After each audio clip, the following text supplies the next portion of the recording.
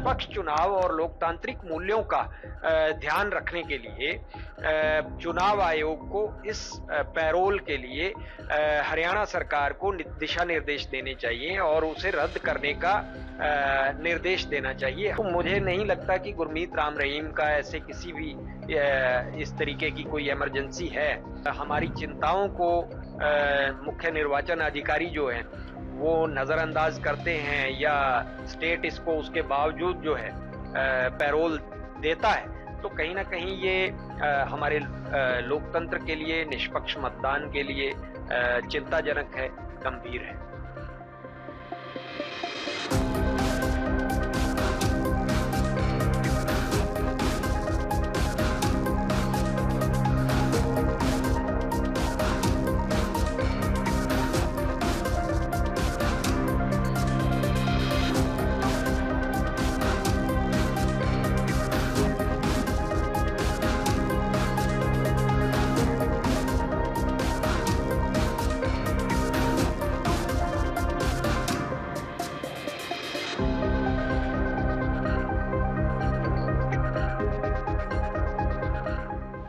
पिछले दिनों जो एप्लीकेशन आवेदन लगा है पैरोल के लिए, उसमें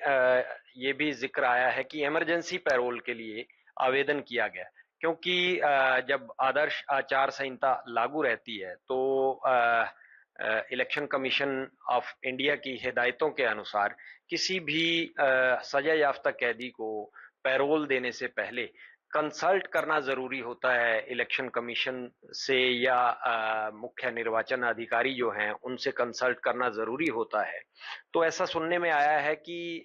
हरियाणा सरकार की तरफ से जो गुरमीत राम रहीम का पैरोल आवेदन है उसको मुख्य निर्वाचन अधिकारी के पास भेजा गया था कंसल्टेशन के लिए, और उसके बाद मुख्य निर्वाचन अधिकारी जो हैं हरियाणा के, उन्होंने हरियाणा सरकार से पूछा था कि इसमें आकस्मिक क्या है या ऐसी इमरजेंसी क्या है, क्योंकि ऐसा भी मीडिया रिपोर्ट से मालूम हुआ है कि गुरमीत राम रहीम की तरफ से जो इमरजेंसी पैरोल के लिए आवेदन किया गया है उसके अंदर किसी भी इमरजेंसी का या किसी भी आकस्मिक कारण का हवाला नहीं दिया गया है। तो आपका क्या राय है, क्या होना चाहिए इस पे? हमने अपनी तरफ से एक इलेक्शन कमीशन ऑफ इंडिया और मुख्य निर्वाचन अधिकारी हैं जो हरियाणा के, उनको एक पत्र लिखा है, और उस पत्र के अंदर हमने डिमांड किया है कि जिस तरीके से हरियाणा के अंदर अपने विधानसभा इलेक्शंस को लेकर के आदर्श चुनाव आचार संहिता जो है वो लागू है, और इस दौरान किसी भी कन्विक्ट को पैरोल देने से पहले सोचा जाता है, तो गुरमीत राम रहीम जो है वो एक आम कैदी नहीं है, वो एक प्रभावशाली व्यक्ति है, और जिस तरीके से मतलब उसके पिछले रिकॉर्ड को हम लोग देखें तो लगातार 2 दशकों से वो किसी ना किसी पार्टी की फेवर में, पॉलिटिकल पार्टी की फेवर में अपनी स्किन सेव करने के लिए फतवा जारी करता रहा है, और इसके अलावा वो अपने करोड़ों श्रद्धालु होने का दावा करता है, और लगभग पिछले 2 दशक से हम लोग देख रहे हैं कि हर एक चुनाव के अंदर राजनीतिक दल जो हैं वो वोटों के लालच के चलते डेरा सच्चा सौदा के अंदर नतमस्तक होते रहे हैं गुरमीत राम रहीम के सामने। तो इन्हीं कारणों के चलते, पिछले उस रिकॉर्ड को ध्यान में रखते हुए, और उसके अलावा अगर मैं ये बात करूं कि गुरमीत राम रहीम ने अपने फॉलोअर्स को उनको हथियार बना करके उनकी वोटों का एक तरह से सौदा करता रहा है वो, तो एक निष्पक्ष चुनाव और लोकतांत्रिक मूल्यों का ध्यान रखने के लिए चुनाव आयोग को इस पैरोल के लिए हरियाणा सरकार को दिशा निर्देश देने चाहिए और उसे रद्द करने का निर्देश देना चाहिए। हमने इस अपने लेटर के अंदर ये मांग रखी थी मुख्य निर्वाचन अधिकारी से और माननीय चुनाव आयोग जो है हमारा, उसके सामने। तो जी, आपको कोई रिप्लाई मिला है? नहीं, अभी हमारे पास ऐसा कोई रिप्लाई नहीं आया है, लेकिन अभी जो जानकारी आई है कि चुनाव आयोग ने इस मामले में हरियाणा सरकार की तरफ गेंद उछाली है। हालांकि पैसा पहले जो कल तक ये जानकारी थी कि चुनाव आयोग की तरफ से, निर्वाचन अधिकारी की तरफ से हरियाणा सरकार से पूछा गया है कि इस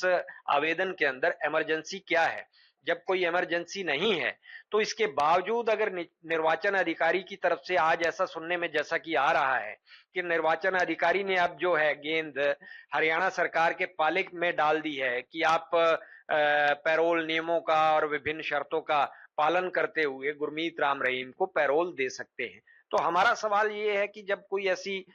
इमरजेंसी नहीं है, क्योंकि the Haryana good conduct prisoner temporary release act के अंदर सेक्शन 5 जो है, उसमें इमरजेंसी पैरोल को लेकर के भी स्पष्ट कहा गया है कि या तो कैदी जो कन्विक्ट है उसकी खुद के कुछ हेल्थ इश्यूज हों, या फिर उसकी ब्लड रिलेशन में, फैमिली में कोई डेथ हुई है या कोई मैरिज है, तो इस तरीके की इमरजेंसी है, 2-3 रीजंस जो हैं जिस वजह से उसको इमरजेंसी पैरोल दिया जा सकता है। तो मुझे नहीं लगता कि गुरमीत राम रहीम का ऐसे किसी भी इस तरीके की कोई इमरजेंसी है। बावजूद इसके अगर हमारी चिंताओं को मुख्य निर्वाचन अधिकारी जो हैं वो नजरअंदाज करते हैं, या स्टेट इसको उसके बावजूद जो है पैरोल देता है, तो कहीं ना कहीं ये हमारे लोकतंत्र के लिए, निष्पक्ष मतदान के लिए चिंताजनक है, गंभीर है।